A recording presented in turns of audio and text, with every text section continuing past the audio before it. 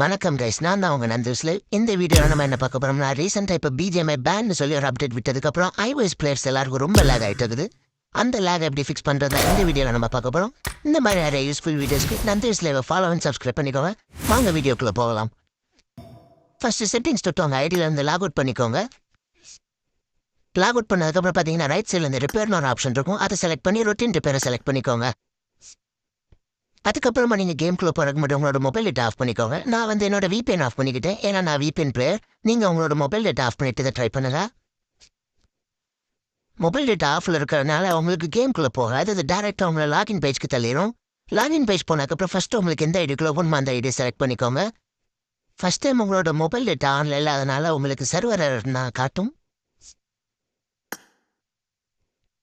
Second time நீங்கள் try பண்ணுறதுக்கு முன்னாடி உங்களோட மொபைல் டேட்டாவே ஆன் பண்ணிக்கோங்க. நான் என்னோட VPN ஆன் பண்ணிக்கிட்டேன்.